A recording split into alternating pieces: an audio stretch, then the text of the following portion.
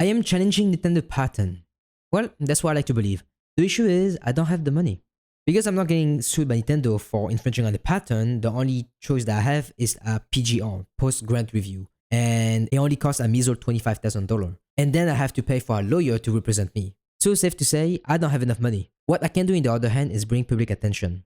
So this is where it becomes really technical. I will be explaining the reason why game mechanics should not be patented. First, let me give you a background introduction to the topic. Patents are great. It helps innovators into making money. Because if they couldn't monopolize it, someone else would just take your idea and make money from it.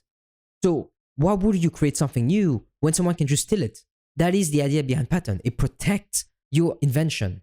But there's a reason why abstract idea, the basic tool of science and technological work, are not patentable. Because the monopolization of those tools impede innovation more than it will tend to promote it. So why would game mechanic, given the history of impending innovation, keep getting patent? So in order to see the patent eligibility of a patent, we need to go through the framework Alice Mayo. And we're using the updated version, which has 2 prongs on the step 2A. As stated by the Circuit Judge Mayer, while games may enhance our leisure hour, they contribute nothing to the existing body of technological and scientific knowledge. They should therefore be deemed categorically ineligible for patent. Game mechanics are like rules, limiting the player from doing other action, as those rules could be applied in board games such as D&D. This is categorized as mental process as said by Circuit Judge Mayer. I agree that the claim at issue here are patent ineligible, but write separately to make 2 points. First, subject matter eligibility under 35 U.S.C. 101 is a pure question of law, one that can and should be resolved at the earliest stage of litigation. Second, claim directed to the dice, card, and board game can never meet the Section 101 threshold because they endeavor to influence human behavior rather than affect technological change. So what does this mean? This means that dice, card, and board game cannot be patented because they influence the human behavior. So what I'm saying is, let's say you play Uno. You play card by card, right? But what's stopping me from putting all my card in? The rule. That's what I mean by influencing the human behavior. Therefore, game rule, which influence human behavior, are mental process. What does that mean? Well, that means that game rule cannot be patented because they're abstract idea.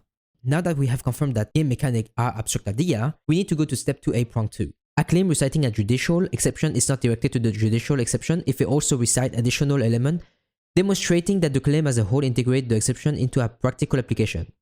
One way to demonstrate such integration is when the claim invention improves the functioning of a computer or improve another technology or technical field. In short, first the specification should be evaluated to determine if the disclosure provides sufficient details such that one of ordinary skill in the art will recognize the claim invention as providing an improvement.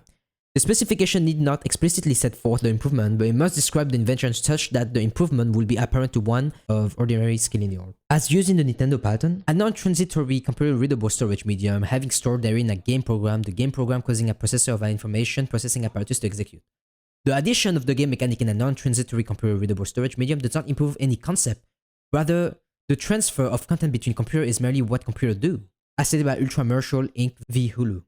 It's also stated in the MPP. The court have also identified limitations that did not integrate a judicial exception into a practical application, merely using a computer as a tool to perform an abstract idea. So what does this mean? It's a lot of jargon, and a quick explanation is, does the game mechanic do more than just being a game mechanic in the storage? And the answer is no, because the game mechanic does not improve the efficiency of a processor. It does not improve the reading speed of a storage medium. It does not improve the capacity of a storage. It does not do anything except being a game mechanic. It's a rule. So now that I have proven that game mechanic are abstract idea and that it does not integrate the judicial exception into a practical application, I have to prove step 2B. Evaluating additional elements to determine whether they amount to an inventive concept requires considering them both individually in a combination to ensure that they amount to significantly more than the judicial exception itself. Because this approach considers all claims, the Supreme Court has noted that it is consistent with the general rule that the patent claim must be considered as a whole. Consideration of the element in combination is particularly important, because even if an additional element does not amount to significantly more on its own, it can still amount to significantly more when considered in combination with the other element of the claim.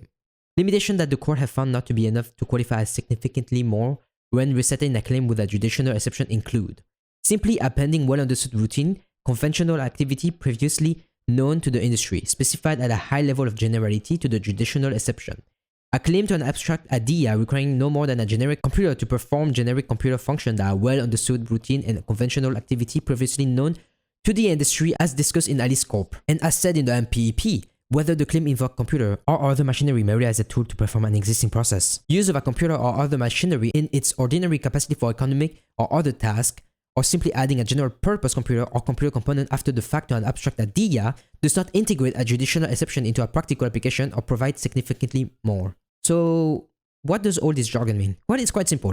So we have to take a look at them individually and in combination to ensure that we get all of it. And if it means significantly more. So we take a look at this, for example. Does a non-transitory computer readable storage medium having stored therein a game program, the game program causing a processor of an information processing apparatus to execute, is that novel by itself? No, that's just the normal procedure. That's what we usually do. And what about the game mechanic? Is that novel? Yeah, it is. That's kind of novel, but it's an abstract idea, so it cannot be patented. Now, if we combine both of them, is that maybe a novel idea?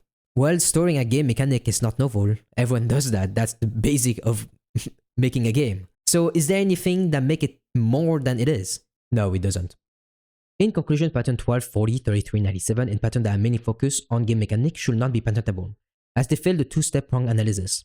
So to summarize, game mechanics are not able to be patented because it failed the step 2A Prong. It's an abstract idea, the Prong 1. It also failed step 2A Prong 2. It does not improve anything. It does not improve the storage medium. It does not improve the efficiency of processor. It's just a game rule. It's a game mechanic. Step 2B, it did not show that there was any unconventional use. The storage medium were made to store the game. The processor was made to process the game. The game rule was just the game rule. It did not provide significantly more than what it is.